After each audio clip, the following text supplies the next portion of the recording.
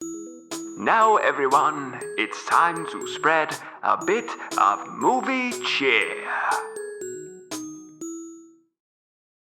Welcome to the Movie Cheer Podcast, the show for movie fans.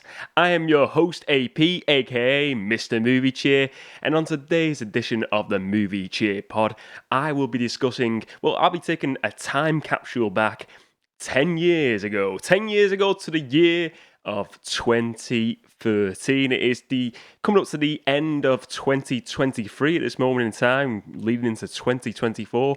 So I thought, for today's episode, we've done this before on episodes where we looked at different years gone by, years from the past, and I thought, let's go back, let's do an episode, let's go 10 years back in movie history and look at some of the movies from 2013. Some of my favourite movies, some of what I class as the best movies of 2013, I suppose. But some of my favourites, I'm going to discuss 4 movies from 2013 in today's headline topic, ladies and gents. So we're going to take that time capsule back. We're going to go back to 2013. I'm looking forward to it. That's going to be today's headline topic.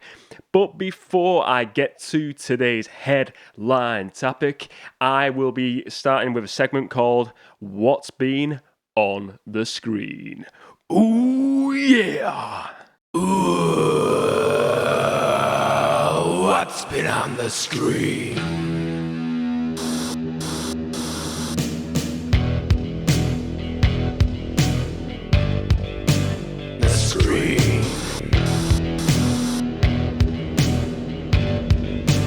What's been on the screen? What's been on the screen? What have I been watching this past week, ladies and gents?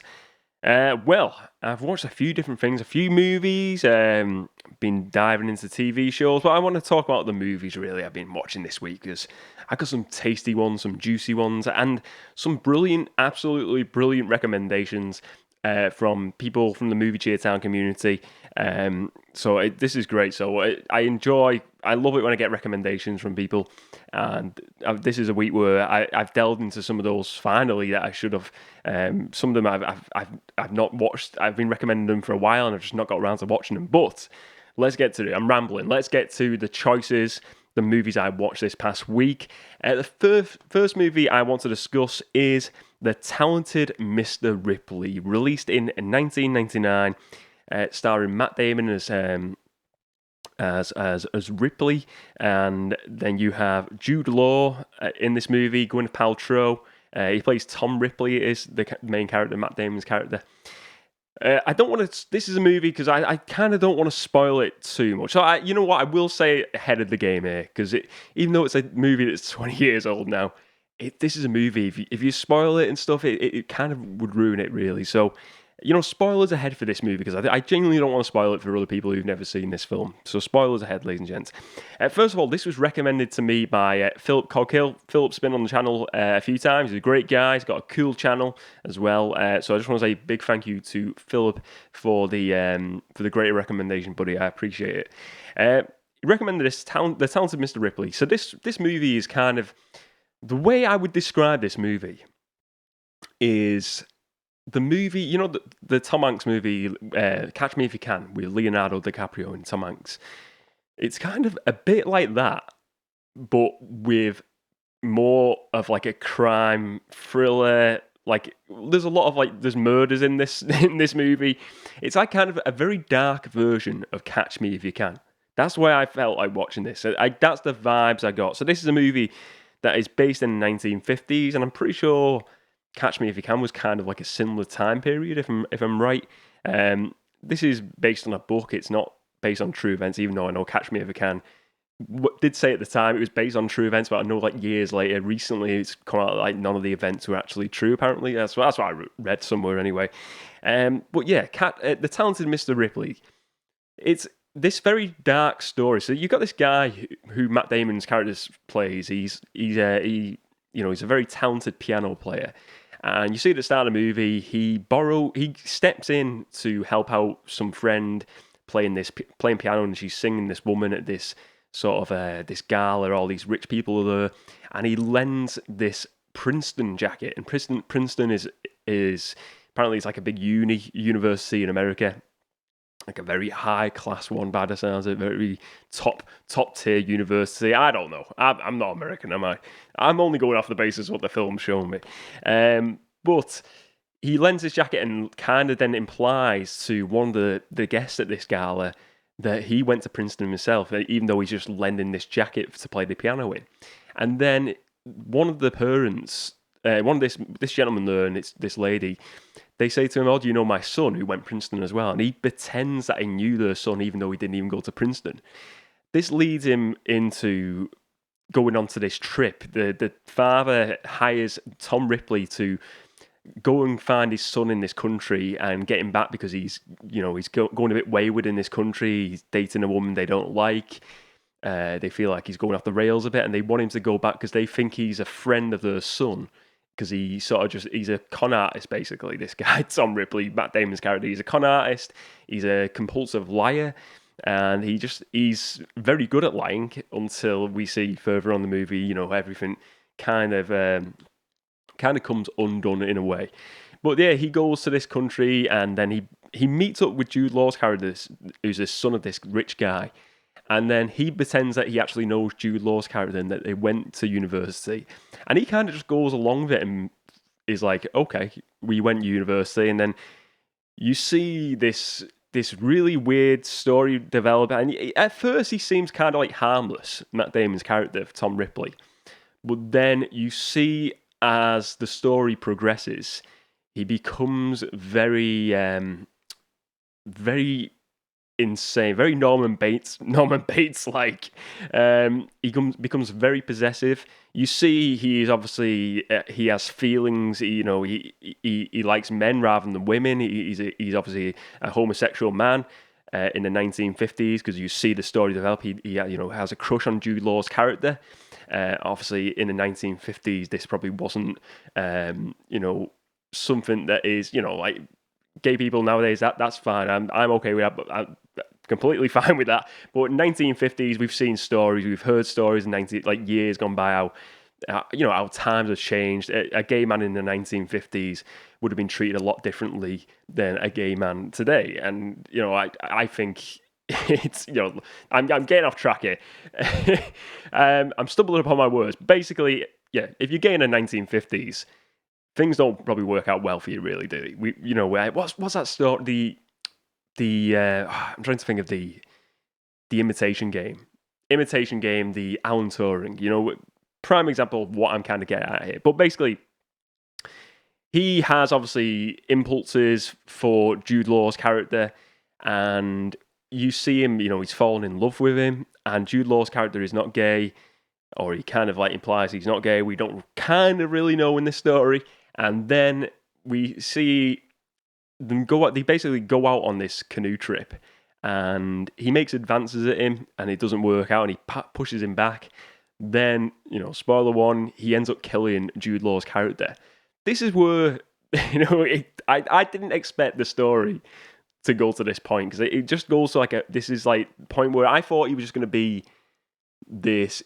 I thought, he obviously he had an interest in him romantically. I thought, yeah, maybe it's not going to work out, and he's just going to take his identity, because you can see throughout the story he's kind of learning Jude Law's signature, learning about all his money and stuff like that. And then basically what he does, he pretends to be Jude Law's character, and you see him after he's killed him, going around the country. People think he's Jude Law's character, some people don't.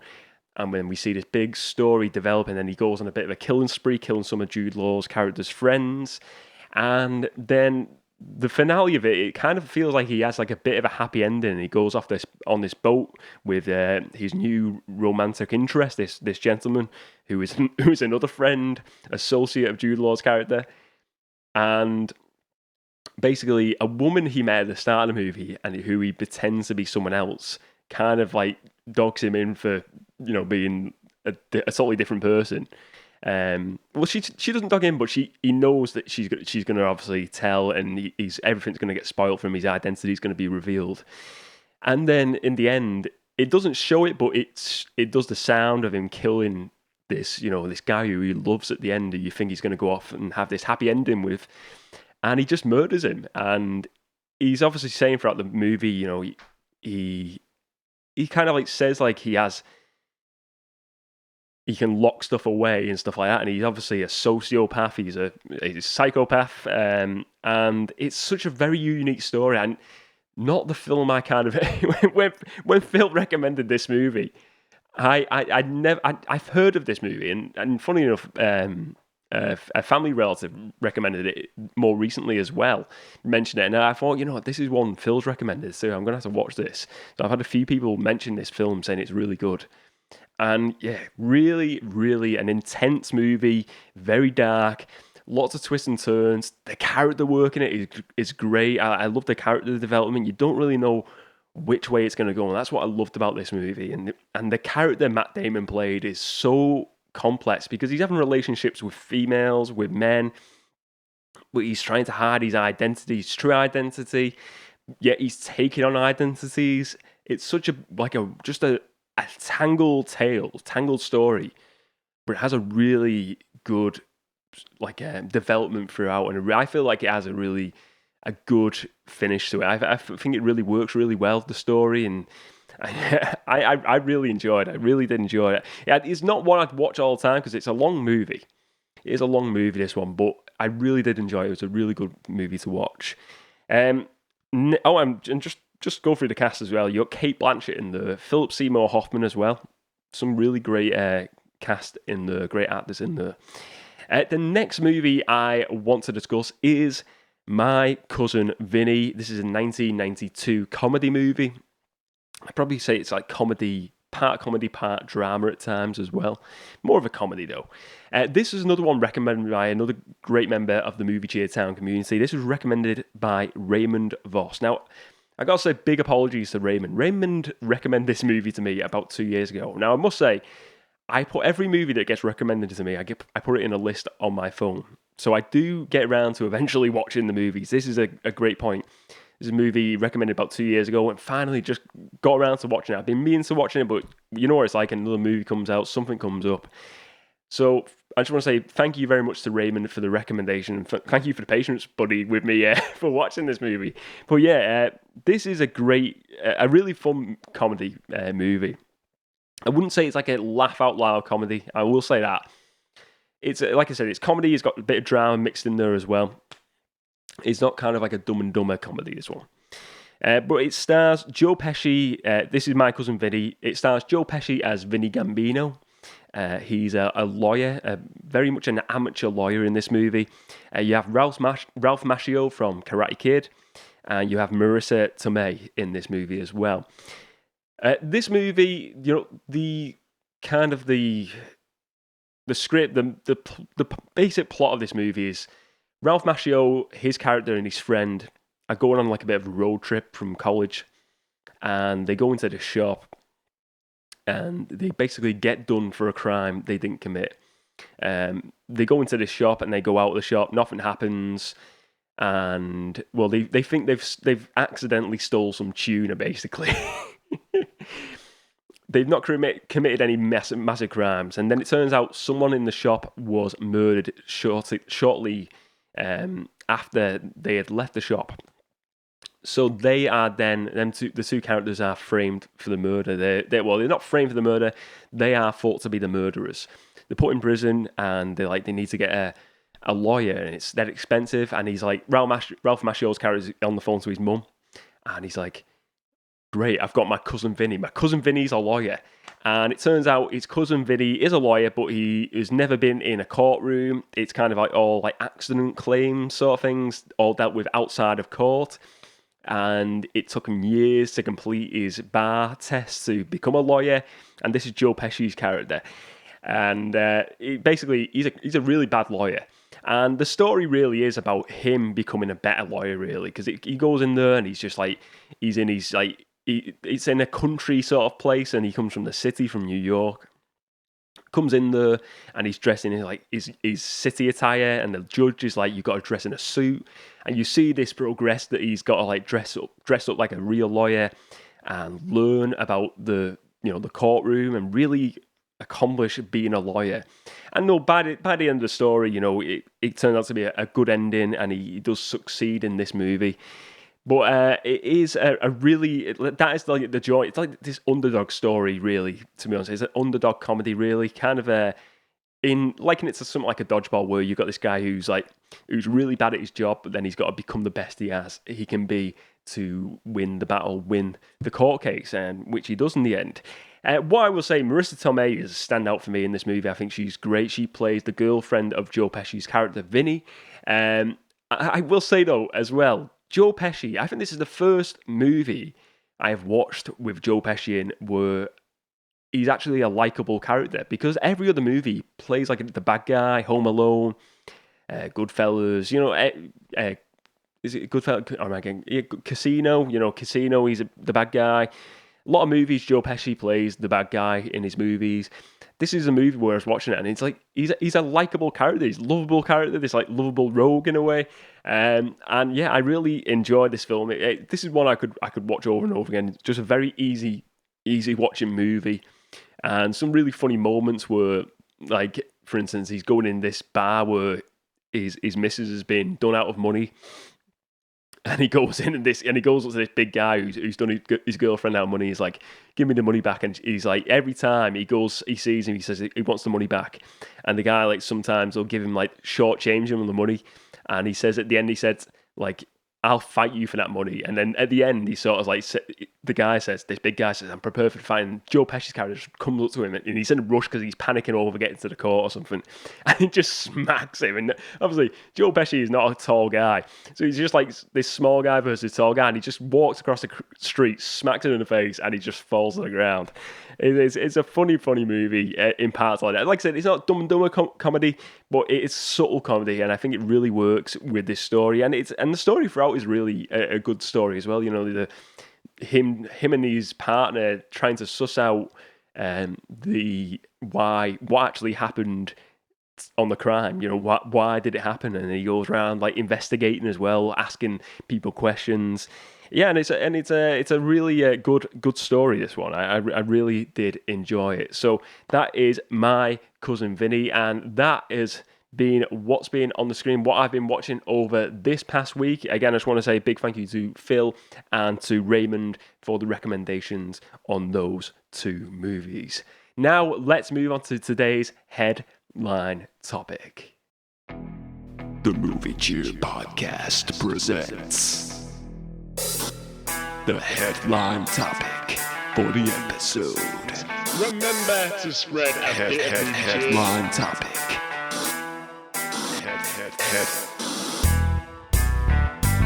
Headline topic. Remember to spread a bit of movie cheer.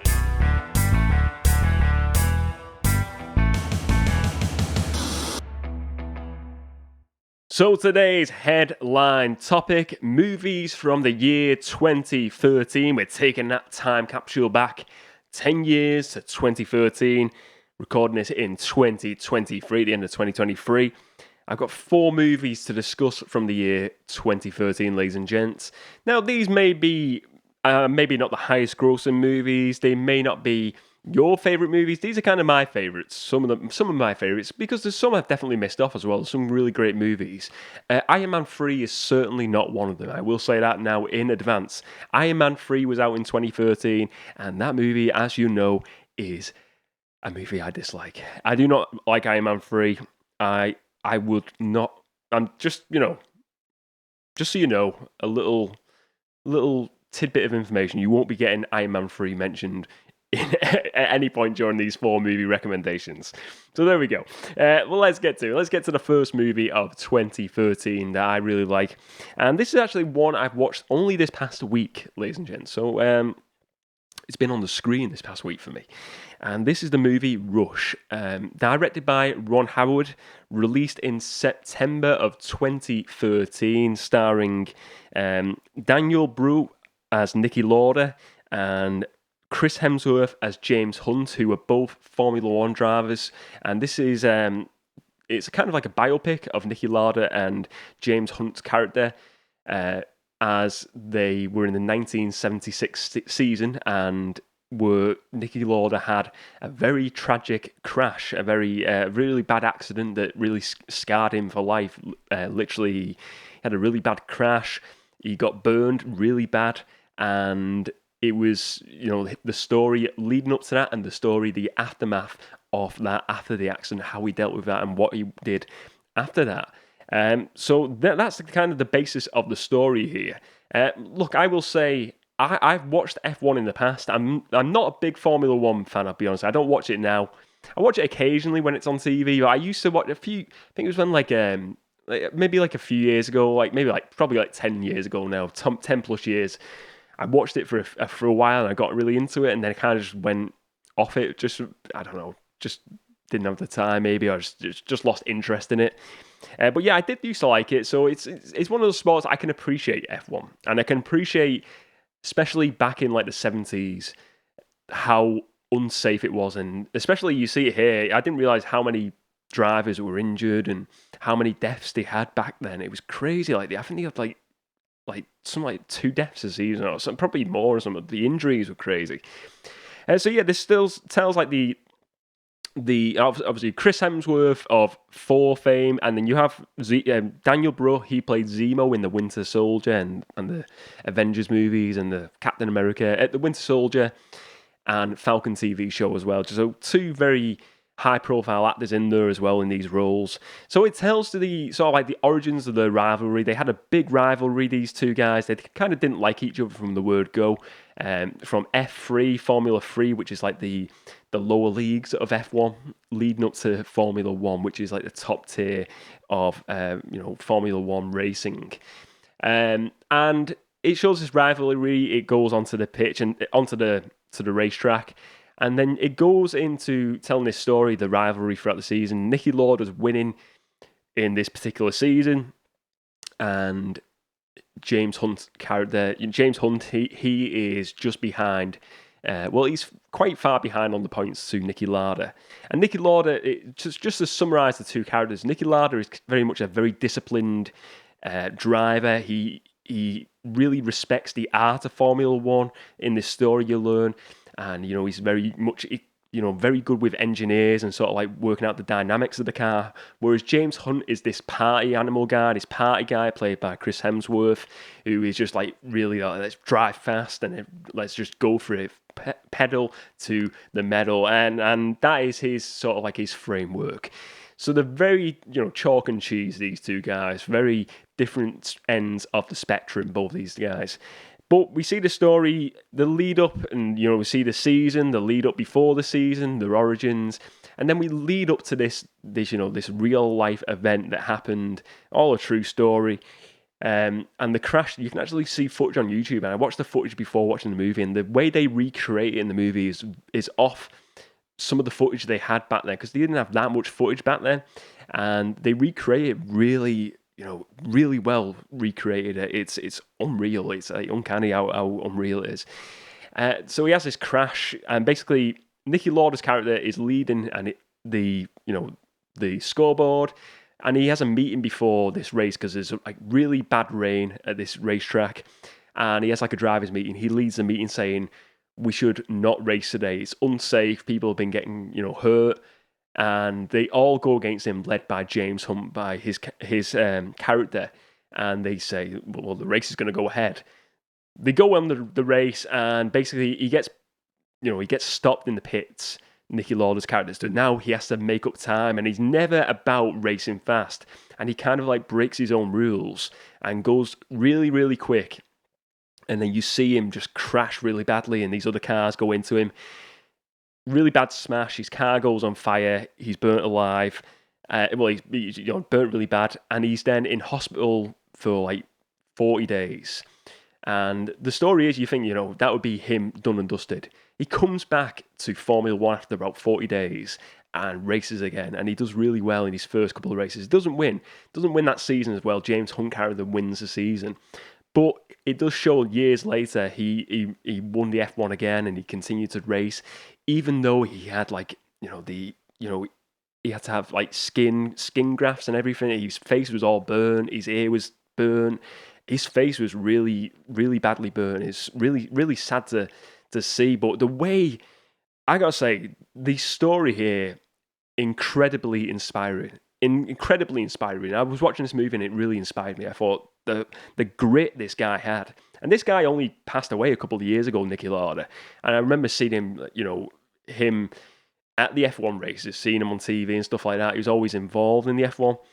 To see the grit and the determination in this story, this is Nicky Lauda's story, really. He's the way he come back after that and, shows that the grit. And then you see they had that rivalry, but they respected each other in the end. And James Hunt really respected him, and he felt sorry that he went against him. He felt like it was his fault. But Nicky Lauda didn't feel that way. He didn't have any regret really about it. He felt what's done is done. It made him stronger in a way, and I really enjoyed it. So yeah, Rush, great movie, September 2013. Next, I'm going to move on to a movie is definitely a divisive a movie that splits opinions. This movie, Man of Steel, released in June of 2013, directed by Zack Snyder, starring Henry Cavill as Kal-El, Superman, and Amy Adams as Lois Lane. You have Michael Shannon in there as well as General Zod. This movie, I really enjoyed this movie. I'm a big Zack Snyder fan. I'm looking forward to this new franchise, new sci-fi franchise he's doing soon, Rebel Moon. That's going to be great to see. But we're talking about Man of Steel right now. Should this Superman movie have been made as it is? Or should we have got a different Superman movie? Would a different Superman movie been better for DC? Because we see now the recasting the character of Superman again. They're doing a reboot. It's kind of not really worked out. We've had like a 10-year project really of this incarnation of the DC comic universe. I personally think what we've got out of it, I've enjoyed the kind of like the Man of Steel, Batman vs Superman, and the Justice League Snyder Cut. I like that, and I think it's a very different superhero trilogy of movies, which I really enjoy. It's very different to the Marvel stuff, and that's why I kind of do like it a lot. Is this a Superman we really needed back then? I think the whole point with the DC universe, they were competing heavily with Marvel back then. I think now it's kind of like we do our own thing now, but they were kind of doing their own thing, but they were like, we have to get to this Justice League movie dead quickly. We have to hit it off the park with the Superman movie. And I think they went in this direction of Zack Snyder, went kind of the way the Dark Knight trilogy went. They've looked at that and thought, let's do a more darker tone for this Superman character. Was it right? Was it wrong? I enjoyed it, but I get why people don't enjoy it, because I think Superman is a bit more, not light-hearted, but just a bit more, less dark and moody as a Batman character. As the Batman character, is a bit more, have a lighter touch, a lighter tone, I suppose, a lighter quality. And this movie certainly didn't have it. It had a tone. I think this was darker than the Batman movies, if I'm being honest. It was a really gritty, dark tone to it. The story, the battles between him and Zod was really dark. Really, really gritty, and very, very an emotional story as well. This one, like I said, I really enjoyed it. Should it have been different? If it was that lighter tone, would it have done better? It's hard to say. I think probably. I do think, what? All being said, even though I do enjoy this movie, I think a lighter tone Superman movie probably would have done better if it was more aligned to the Christopher Reeves, but just like a modern take. I think it might have worked out a bit better. I think maybe they could have built a new universe around that. Overall, I think they rushed the universe anyway. Even though I enjoyed it, they were rushing it with the characters. They were, it was too quick to get to this join-up movie, this Justice League movie. It would have been better if they built it up over a few more years, and just like maybe 10, 15 years, then do the Justice League movie. It was all very much rushed. They didn't really give it time to...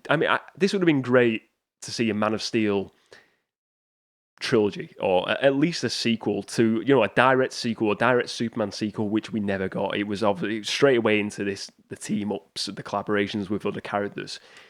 But yeah, I think it is a great movie of 2013. It's crazy to think it is it was released. And I remember like the first few images that came out with the new suit. And, the big differences with the suit were it didn't have like the red underpants. You know what I'm talking about, the red Superman underpants. It didn't have that. It just had a belt, and it was just blue rather than that. And I thought the outfit looked 10 times better than like the underpants. I'm so childish. But it did. It looked amazing. I remember the images that first came out of it just showing him, and he was like, I'd never seen this Henry Cavill actor in anything else before, and I kind of wasn't sure on him, but I think he nailed the role. I thought he was great in the role.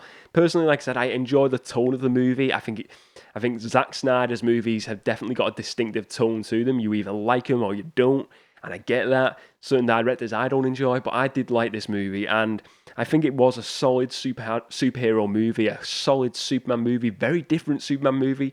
Look, let me say this. I don't think we're ever going to get a Superman movie with the tone this had ever again. I think any other Superman movie in the future is going to be a lot lighter in tone, probably more aligned to something you get like a Guardians of the Galaxy.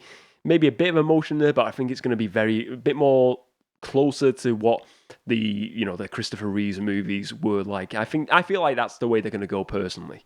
But yeah, top movie of 2013. And now let's go to an animated movie. We're going to talk about Monsters University, released also in June of 2013, competing with Superman Man of Steel the same month. This is a prequel to Monsters Inc. So it's set years before, tells the origin story of Billy Crystal's character Mike and John Goodman's character Sully, the way they met, how they got to being best friends in Monsters Inc. Now, I will say, I love Monsters Inc. It's one of my favourite Pixar movies of all time. I think it's fantastic. I really enjoy, actually, the Monsters at Work animated show they've done recently. It's a sequel to Monsters Inc. Really worth checking it out. It's a hidden gem that I think it's not being sorted about as much as it should be. It's a really good show. This story, so this one it's them going to this university for monsters where they train monsters to scare kids in the world of monsters. And basically the story goes, they break this device, and Mike and Sully, and they're about to get expelled, but they say if they can win the scare competition, this like prestigious competition, to the headmaster, will they accept them and let them continue, and they agree, because she thinks there's no way they'll win the competition. And then they end up having to team up. They're like rivals at the start of the movie. They don't like each other. And then they have to team up on this like campus, what do they call, like the fraternities over there. They start this monster fraternity and this team where they have to go through these scare challenges, and then we see them progress throughout this movie, and it comes to a good conclusion. And it really, again, it shows the growing friendship between these movies. Now, is it as good as the original Monsters Inc.? For me, Monsters Inc. can't be touched. It's such a great movie. I think what I will say, though, it is a worthy sequel, prequel, whatever you want to call it, a follow-up to that story, and fills in the gaps, before that movie. I think it's a really good animated movie. I like the story. It's fun. It's a family movie.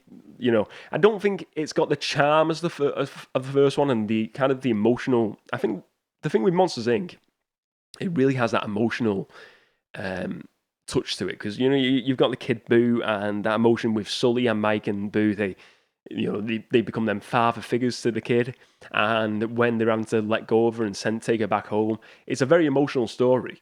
Whereas Monsters University doesn't really have that kind of story. It's very much like more of a fun comedy Pixar movie, I would say, rather than an emotional story of it's not got the same story, which I think is good in a way. They tried something different, and personally, I think it's one I didn't watch originally in 2013. I watched it years later. I remember getting it on, I think I watched it on TV first. It was on like BBC over Christmas or something like that a few years back. I watched it and I really enjoyed it, and then get it on DVD, and I watched it several times since, and yeah, really a movie I really do enjoy. So yeah, Monsters University, 2013, directed by Dan Scanlon. Great movie, great animated movie of that year. Now let's go to the fourth and final movie of 2013 I want to discuss, ladies and gents. And the final movie is a movie called Oblivion. That's right, Oblivion. Not the video game. Oblivion, nothing to do with that video game. Oblivion is a totally nothing to do with that. Oblivion is a science fiction movie released in 2013. Well, obviously, because it's a 2013 episode. Released in April of 2013. This is a movie I've discussed on the channel a few times. I really do like this movie. This was directed by Joseph Kosinski. Now, this name is a name I think, a lot of people would have heard now, or they're going to hear in years to come. He's directed Tron Legacy, which I really enjoy. He, directed Oblivion, which is a really cool movie. This movie didn't do that well money-wise. It wasn't really a box office hit, but it stars Tom Cruise, and there's a link up here in the future. He also directed the Top Gun Maverick movie as well, which was hugely popular, hugely successful, this director. And this is the pre-Top Gun Maverick team-up of these two, Tom Cruise and Joseph Kosinski. It's, without spoiling it too much, it's a very mysterious science fiction movie. So Tom Cruise's character also stars Morgan Freeman in this movie. But basically his character, it's in the year 2077. And basically he wakes up, his brain has been wiped, and they know, he's aware his brain's been wiped from, he can't remember his past. It's the year 2077, and in the year 2017, the Earth was attacked by these alien scavengers. And this is what we're told early on in the movie. And basically, he is this repairman, engineer of these drones. So he has to go up around the planet. The planet is derelict. Him and this lady, this female character, are the only two people on Earth that we're told at the start of this movie. And very mystery, but they're like the last people on Earth, and they're contacting people in space. And the plan is to go up into space to start this new colony in a few weeks. And basically, they won the battle years ago against the aliens, but there's still some leftover scavengers on the planet. So he has to go around fixing up these drones to defeat these scavengers. And then we find, there's a lot of mystery to the story, to his character, to his background, and we see him kind of fishing around on planet Earth, and a few weird events happen, and he investigates them, and he kind of investigates what's truly going on planet Earth, and what is going on with these drones, these scavengers. What is the truth out there, and what is the truth about his history, his background as well. And it's delving into that, and it's a really good science fiction story, really underrated science fiction movie as well. It's got a great soundtrack by M83 as well, which I really enjoy. I think the soundtrack is epic. It really adds a really grand feel to this movie. So it's a solid movie. Yeah, so that's Oblivion, released in 2013. Another great one from that year of movies. And yeah, a solid year of movies, 2013. Like I said, there's so many great movies I missed off the list as well. But yeah, let me know some of your favourite movies from 2013, ladies and gents. So that's the end of today's headline topic. Let's move on with the rest of the show. Case covers take on other case covers. Can you handle that? Case cover collision. Case cover collision. Case cover collision. Each and every week I choose a different movie and look at the different case covers for that movie and put them up against each other on case cover collision to find out which one is the best case cover. Now, on this week's edition of Case Cover Collision, I will be looking at the movie Mission Impossible Dead Reckoning Part 1. The case covers for that movie, I got 3 different case covers to look at. We got the DVD cover, which also acts for the Blu-ray and the 4K as well, as standard 4K. And we've also got 2 limited edition steelbooks, ladies and gents, as well. So I'm going to look at those 3 different covers. What I will say, I've not watched this movie as of yet. I am a big Mission Impossible fan. You're probably saying, well, why didn't you go and see it at the cinema, AP? Well, I will say I didn't go and see it at the cinema because I'm a lazy so-and-so. And yes, but I will watch it when it comes to, I think it's out on home release now. I've just not got around to watching it, if I'm being honest. But yeah, a big fan of the franchise. I've heard great things about this movie. I've seen the trailers. I've seen that that huge stunt in this movie. It looks phenomenal. I'm looking forward to watching this. So let's get to the case covers. I'm going to start off with the DVD, and as I said, this one also is the same cover for the Blu-ray and the standard 4K as well, ladies and gents. So let's look at this. Standard 4K, standard DVD. So this is, it features all the different characters in this movie. We got front and center in a very, the biggest person on the screen here, Tom Cruise. He kind of looking into the bottom corner or looking into the distance a bit to his right. To the left. Looking at this, and he's, it's a white background, and then it kind of like it drifts into like the background of the sky. And then you see Tom Cruise character again, just looking. He's got a suit on, looking into the distance, and then you see all the different other characters underneath. Simon Pegg's character, a few other characters here. Haley Atwell, her character.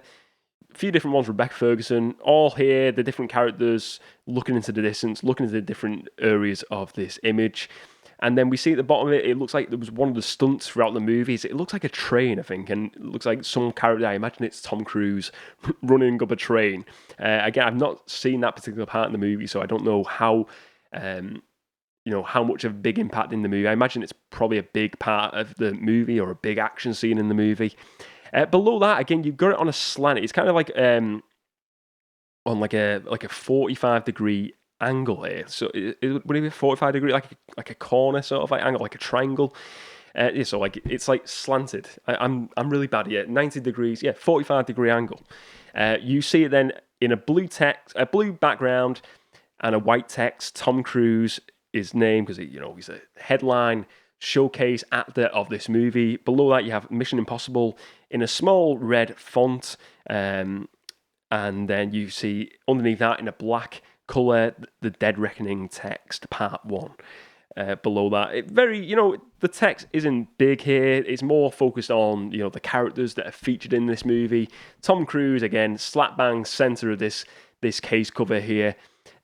Look, I don't think it screams like excitement, but it screams. I think it just shows. Looks like I wouldn't say it looks like a spy movie because it doesn't really look like that. I think for me, this is like acknowledging that you already know the franchise, the characters, that Mission Impossible is Tom Cruise's baby, and the characters already. So I think that this is for fans of the franchise. In the distance as well, what I really like, you see in a black silhouette, very, very small little like thing I've only just noticed now, the bike that he does that stunt. You see the black silhouette of it, and it's obviously drawn in, and then you see his body floating through midair, and it's like flying into his head, and like it looks like the bike is flying into his ear. I like that. That's a really nice little touch there in the background. I've only just noticed that, but look, it's a fairly basic cover, nothing breaking any any boundaries, but I think it works for this movie. I think it works as a cover for fans who know about the movie. I think if you don't know Mission Impossible, you're probably never going to watch it anyway. So it's one of those where I think it just works for Mission Impossible fans. So yeah, I think it works. I think it's not like I think like the classic Mission Impossible cover from the first movie. There's that great cover of him, his face side on. That's a great one. I love that cover. This one not quite memorable. I think it's a very standard cover, but I think it works. Like I said. Now, let's move on to the second case cover we're going to look at. It's the first of the limited edition steelbook. So this is the Mission Impossible Dead Reckoning Part 1 4K plus Blu-ray steelbook. So you get both the Blu-ray and the 4K included by the looks of it here. Let's just say, first of all, this for me is amazing. It kind of, again, it doesn't really describe what the Mission Impossible spy genre is, but I think it's such an epic cover, this. If you watch the trailers and you know about that stunt, because that stunt where he jumps off the cliff on the motorbike and he gets his parachute or something, then this is the cover. So we see here, it's a cloudy background, and then you see the sky. Underneath that, at the bottom of the screen, bottom of the case cover, you see these snowy mountains. And then above that, in the middle of it, you've got it going down, the text going down, sort of like side on. So it's not like it's Mission Impossible going up up the screen in this white text, solid white text, a lot larger than the last text in the middle of the screen, but going from the bottom of the screen to the top of the screen. So it's not like straight on where you would look at it like a 90 degree. It's like turned on its side, this writing, and it's going all the way up to the top. At the top of it, then you've got Tom Cruise's his name in a red colour and a red font. And then we have Dead Reckoning below at the very bottom of the screen, part 1 in this red colour again and the same font. And then in front of that, you've got his body again, and it's kind of like a black silhouette again. I don't know if I'm going to zoom into it on my phone here. I've got the image on my phone. And so it's not really a black silhouette. It's actually him, the image of him flying through the sky. The motorbike's beneath him in midair, and he's in midair with his parachute on. And that's the shot from the movie, and that is so epic. I absolutely love this cover because it's kind of like Mission Impossible. He's doing what is impossible to get to, do the mission basically. And this is the stunt he does to try and, beat the Mission Impossible.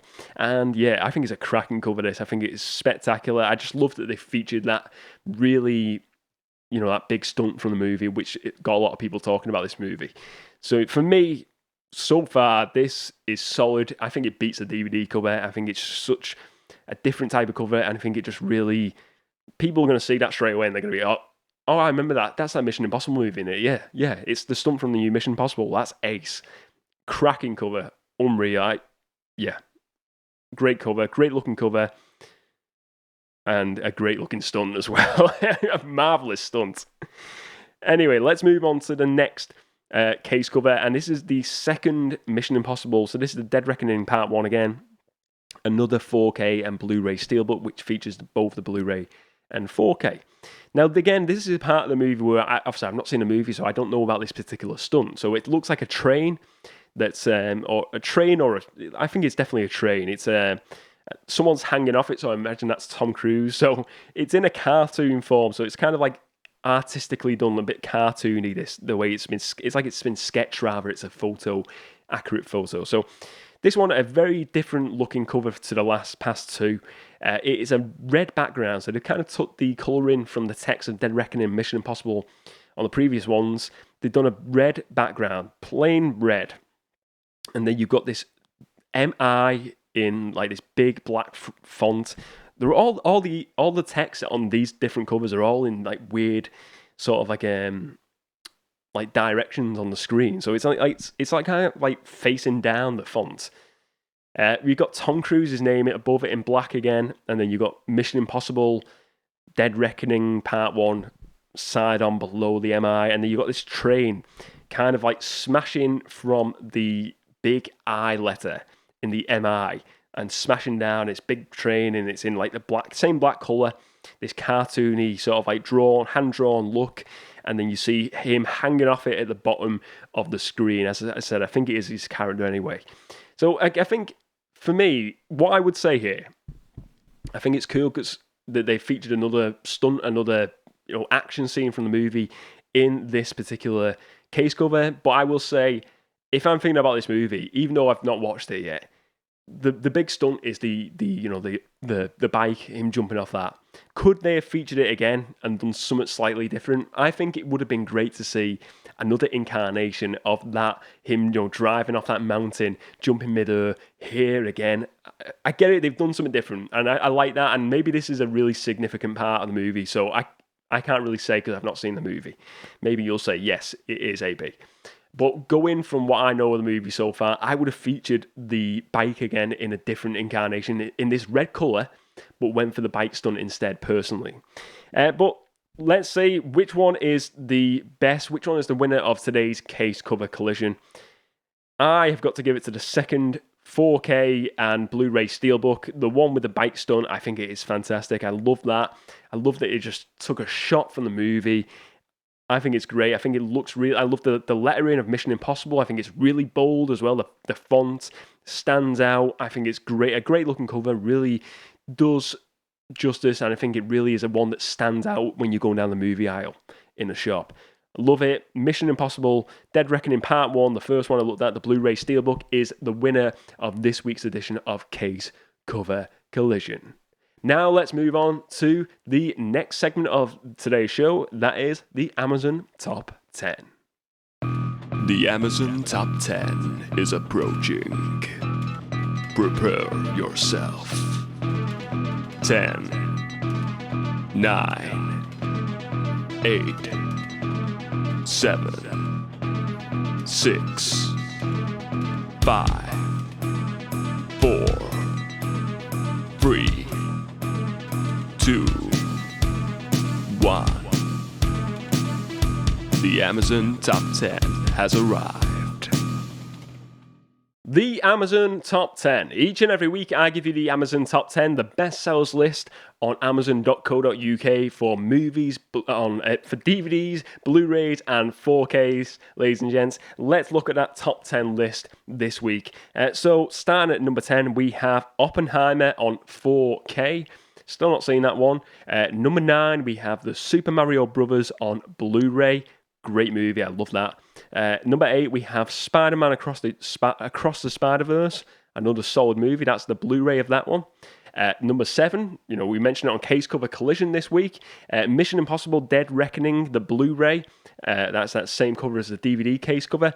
That is at number 7. At number 6, we have the Lord of the Rings trilogy, the theatrical and extended editions. I will say as well, we've had the Black Friday sales start this past week, so a lot of these, probably some of them are priced down in the sales. That's why, Lord of the Rings is in there. They usually do sales on some of these past properties to, get more people buying them, which is great to see. Great to see Lord of the Rings in the top 10 as well. That's at number 6. At number 5, we have Transformers Rise of the Beast on DVD.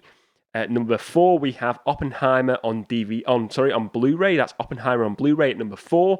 At number 3, we have the DVD of Barbie, the Barbie movie.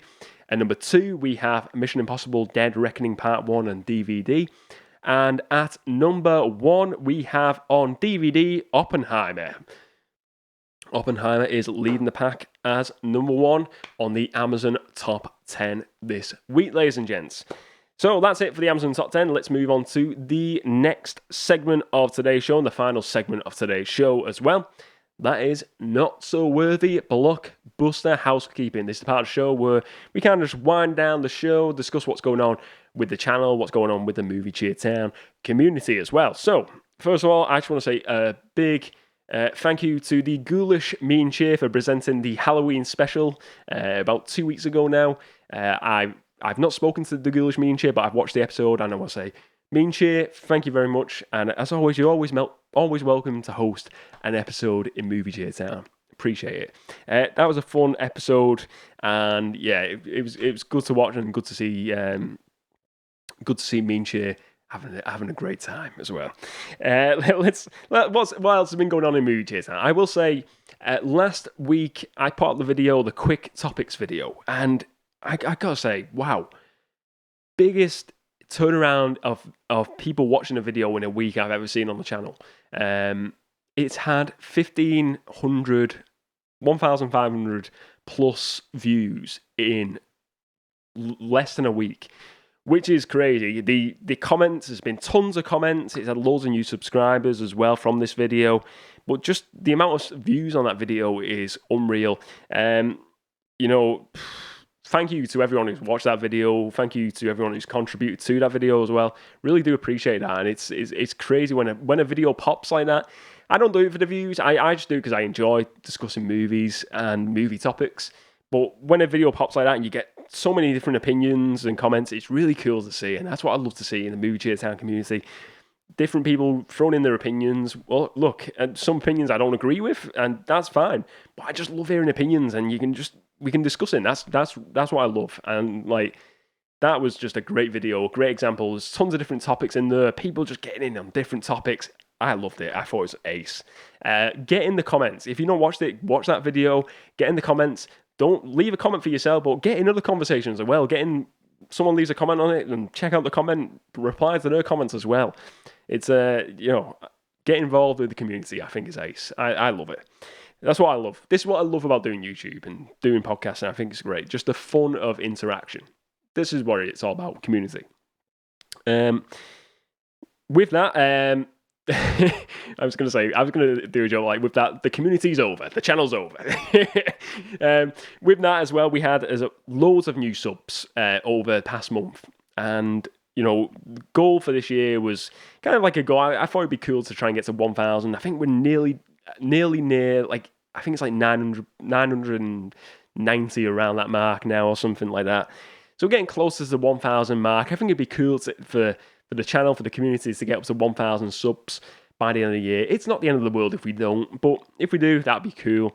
But I just want to say, this month, I think there's been like 60 or so new subscribers to the channel.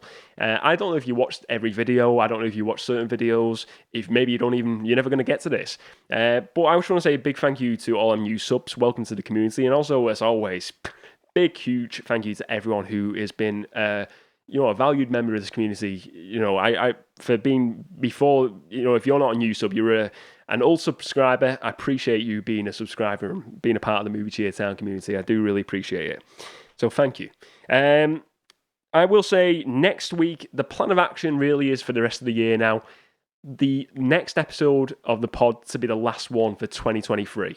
Because I usually take a break around, I think last year I did it, but got a few things coming up on December. So December is going to be a bit of a busy month. Look, it's a busy month for everyone. So I'm kind of going to, plan of action is to take December off. So the plan of action as of now is next week will probably be the last episode of the podcast for 2023. Not forever. We'll be back in 2024. Then maybe, look, if I can get time, I will. If I have free time, I'd love to just jump on, just do like a Movie Cheer Town live stream, something like that. Maybe do a quick topics episode. I'll see what we're up to. Not saying that'll be the last episode of the year, but it will definitely be the last episode of the podcast for the year. So tune into next week. We'll see what the topic is going to be for next week's show. And yeah, looking forward to it. But that will be the last episode of the podcast for this year, for sure. But yeah, that is it for the episode. If you enjoyed today's episode of the podcast, please do leave a like, give it a like, and leave a comment if you're watching on YouTube, and please do subscribe to the channel as well. If you're listening to this on a podcast app of your choice, please do leave a 5-star review and subscribe to the podcast on that app. All your support really does help the channel to grow and the podcast to grow even further. And let me know your thoughts on today's topics, all of today's topics. 2013 movies. What did you think of my 4 movie picks for that year? What are some of your favourite movies from 10 years ago in 2013? What are some of your favourite movies from that year, ladies and gents? Also, case cover Collision, Mission Impossible Dead Reckoning. Which one was your favourite cover? Have you watched that movie yet? Do you think maybe I've not chosen the best cover for that case cover Collision result? Let me know your thoughts. The Amazon top 10 for this week as well. Oppenheimer, is it a deserving top 10 winner? Let me know all your thoughts. Big thank you to everyone who has been involved in the episode over the past week. Contributions, collaborations, as always. It doesn't work without the Movie Cheer Town community. Big thank you to all of you out there. Thank you very much. That is it for another show. Thank you very much for watching, ladies and gents. Remember to spread a bit of movie cheer, and as always, I will see you next time.